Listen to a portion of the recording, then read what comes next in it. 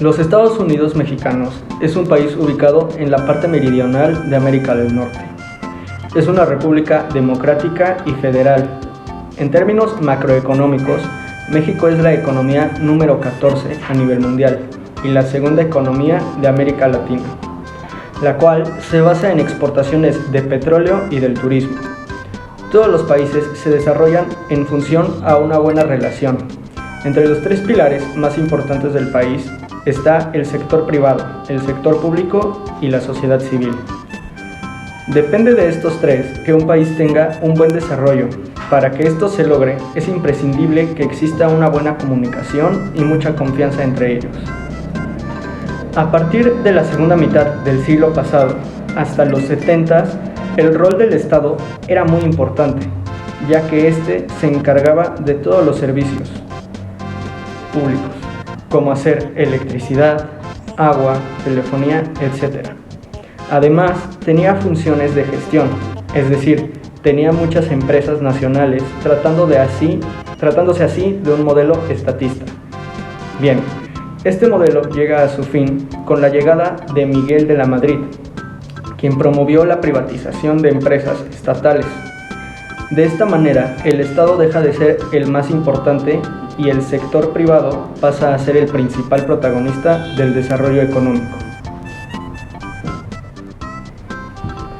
La institucionalidad informal está constituida por valores, ética, conducta y los principios de todos los ciudadanos. Es entonces muy importante comprender que en la medida que un país tenga mayores niveles de institucionalidad, es posible lograr una buena interacción entre los tres sectores. México, como la mayoría de los países de Latinoamérica, tienen muy bajos niveles de institucionalidad. Sus instituciones formales están altamente politizadas y los niveles de confianza y credibilidad que generan con los otros sectores de desarrollo son también muy bajos. En resumen, la institucionalidad de México es muy débil, lo que explica que este país, pese a la inmensa cantidad de recursos naturales que tienen, ya su relativo buen desempeño sigue teniendo una deuda social significativa. Altos niveles de pobreza, profundos problemas de distribución de ingresos e inequidad social. La historia sobre la exportación en México tiene sus comienzos entre fines del siglo XIX y principios del siglo XX. Se empezaron a desarrollar ciertas ramas de la agricultura. Su producción se destinaba a la exportación, como el henequén, caña, tabaco y caucho. El desarrollo industrial del país llegó con la producción minera y a la vez se desarrolló la metalurgia, con la fundición de la plata, cobre y plomo. La industria de transformación estaba representada por las empresas textiles. Al finalizar la Gran Depresión, en México se empiezan a dar cambios de relevancia.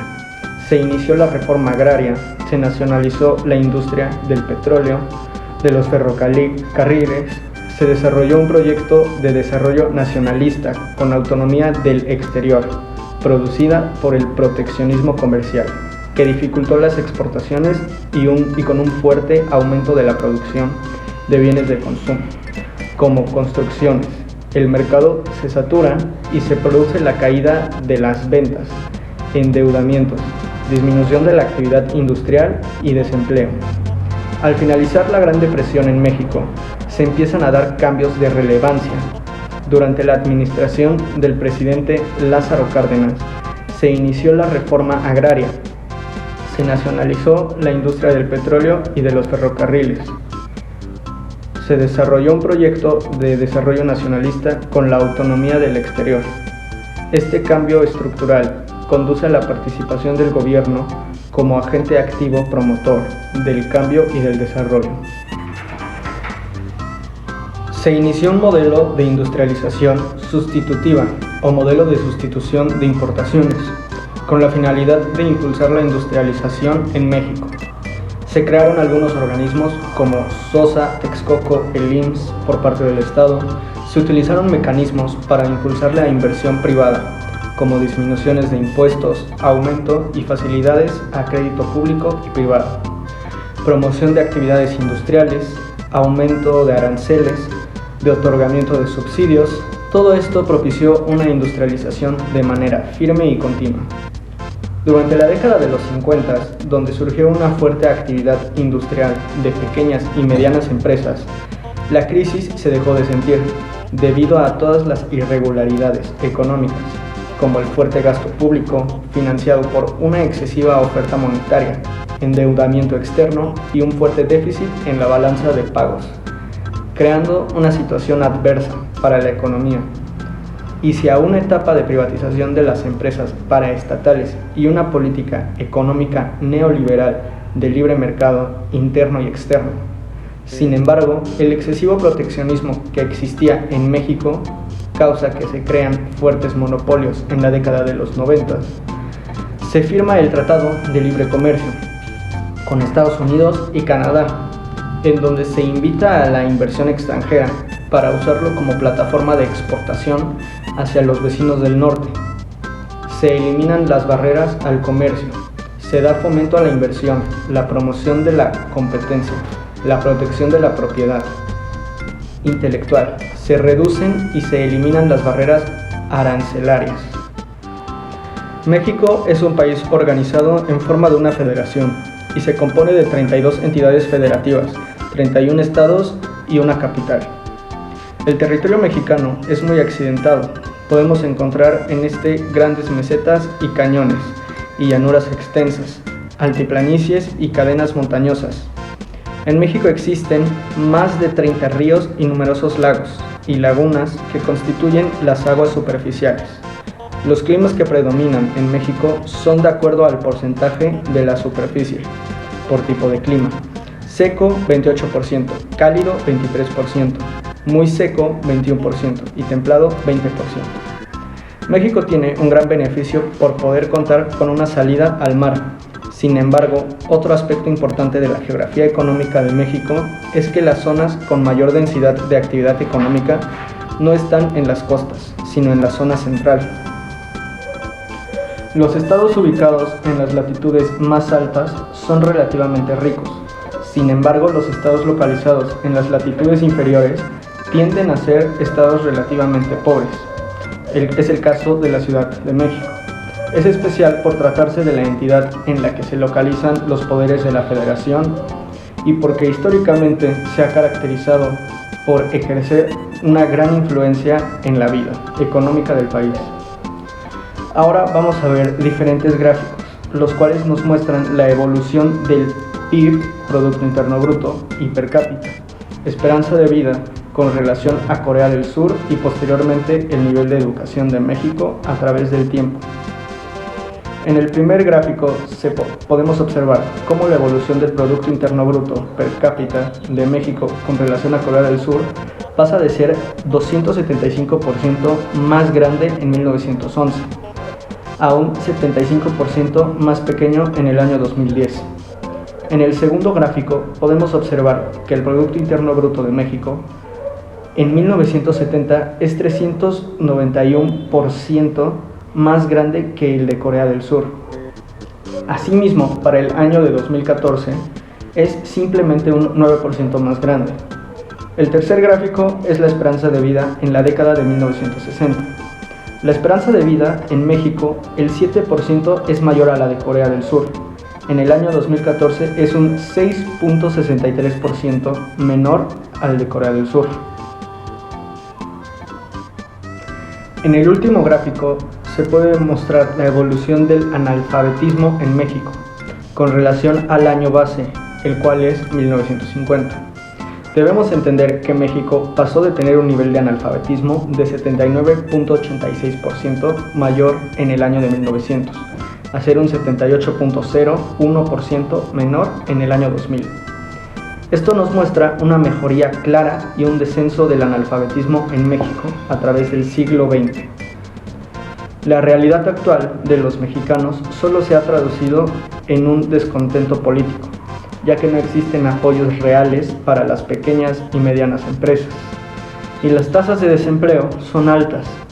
Si bien la democracia no es mala, lo que se vive en México es la presencia de un líder con falta de conocimiento de cómo se debe manejar un país se lleva al país con reformas totalmente ineficientes o incoherentes. Además de los problemas internos, se siente también la influencia de la inestabilidad exterior, como la desaceleración económica de los Estados Unidos, así como los problemas colaterales de la invasión de Irak y su relación con el terrorismo.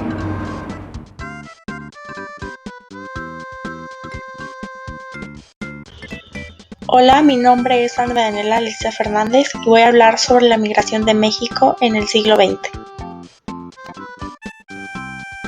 La migración se entiende como un movimiento de población que consiste en dejar el lugar de residencia para establecerse en otro país o región, generalmente por causas económicas o sociales. La migración en México está ligada a un conjunto de distintos fenómenos, entre ellos los problemas económicos, la pobreza, el incremento de las desigualdades y la lucha por lograr un mejor nivel de vida. La meta de una realidad próspera en Estados Unidos no siempre se consigue tras cruzar la frontera internacional.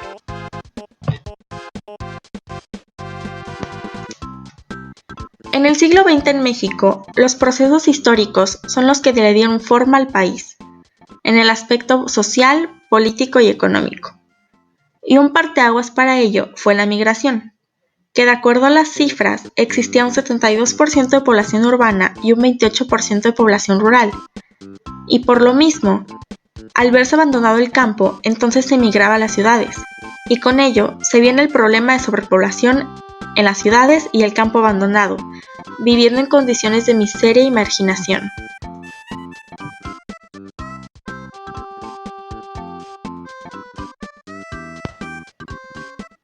Ahora bien, para el proyecto industrial económico fue un avance, ya que diferentes industrias y empresarios crecieron ampliamente. Pero por el contrario, existió miseria por la población migrante en zonas metropolitanas o completamente marginadas de la ciudad. En la economía, México se caracterizó porque estableció tratados comerciales con otros países, con la finalidad de intercambiar libremente productos y materias primas, lo cual también favoreció a la migración.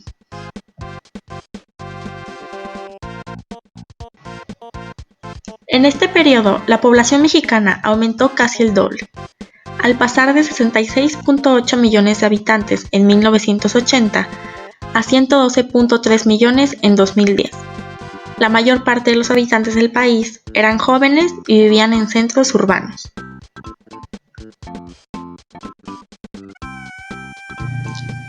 México y Estados Unidos comparten una estrecha relación, ya que desde mediados del siglo XX el fenómeno migratorio prácticamente estuvo centrado en los flujos migratorios entre México y Estados Unidos, pues ambos países comparten una frontera de 3.200 kilómetros.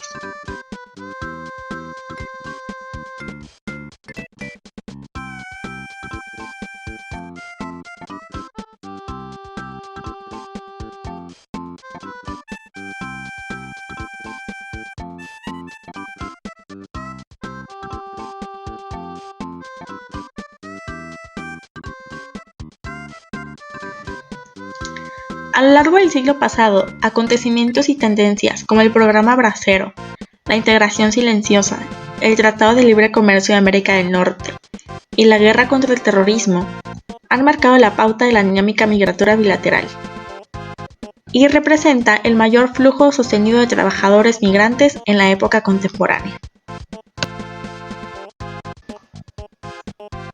Conocer lo ocurrido durante el siglo XIX es de suma importancia para entonces reflexionar el porqué de lo que ocurrió en el siglo XX y así poder entender más lo que fue el movimiento de migración durante esa época.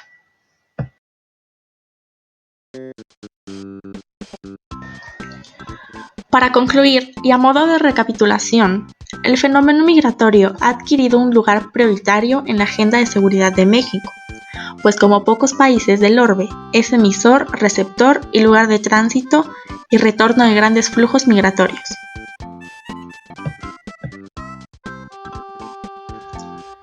México, a lo largo de su evolución histórica, ha tenido una gran satisfacción de migración mexicano-estadounidense.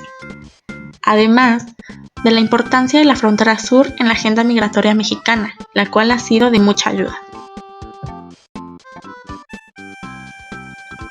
Cabe recalcar que el gobierno mexicano ha implementado acciones de gran importancia para lo que es la migración.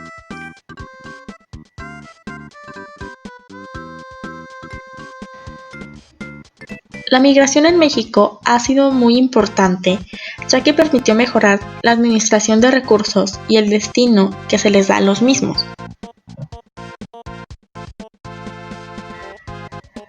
Por último, puedo decir que la migración internacional ha tenido una gran tradición en México, ya que se señala como uno de los ingresos que se han convertido en fuente imprescindible de recursos, tanto en áreas rurales como urbanas.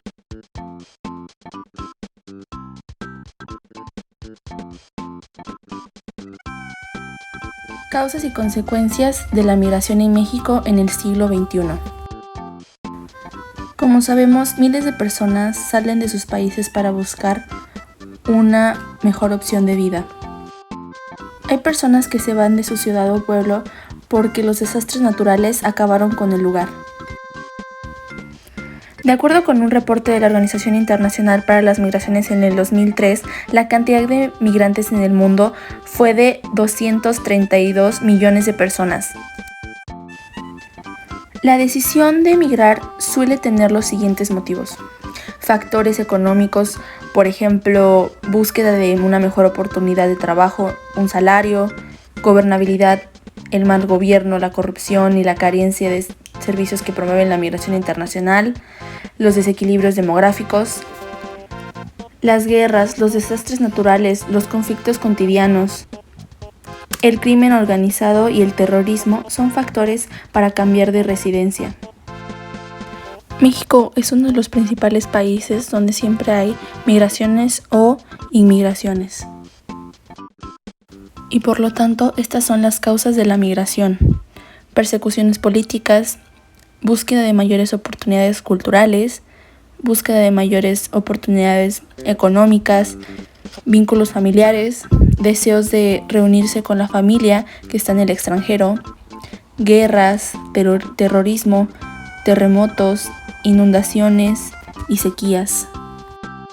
Y estas son las consecuencias para el país de emigración: menos población, disminución de la presión sobre los recursos disponibles, inversión de las remesas de dinero enviadas, menos desempleo, envejecimiento de la población, disminución de los ingresos públicos, familias separadas y fuga de cerebros.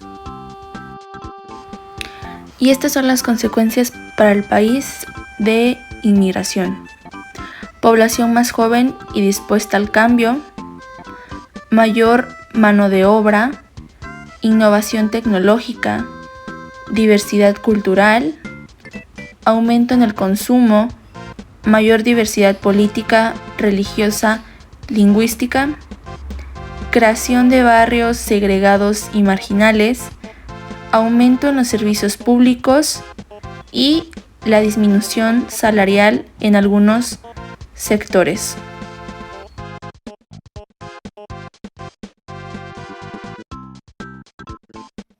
Los partidos políticos son asociaciones de interés público que se conducen de acuerdo con ciertos principios e ideas con dos objetivos fundamentales.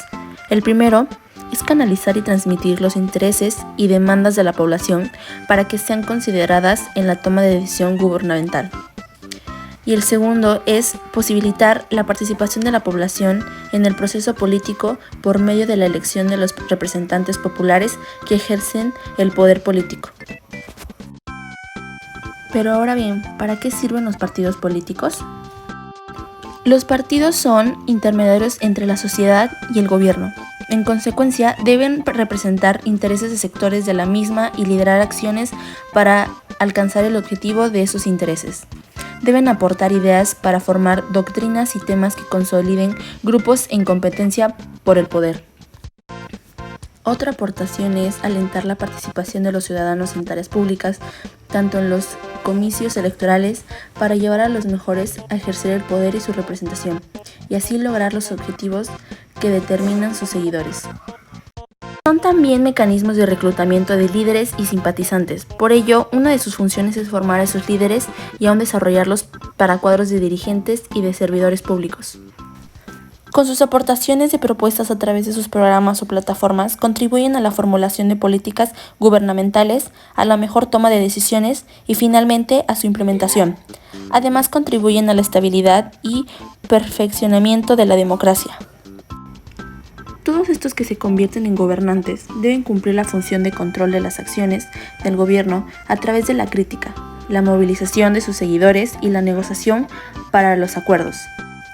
Y es por eso que en una sociedad que idealmente reconoce el mismo peso a todos los ciudadanos y organizaciones, su función sería algo mínima, pero a medida que la desigualdad crece, los partidos se hacen más necesarios. Y es por eso que los partidos viven para y de las elecciones.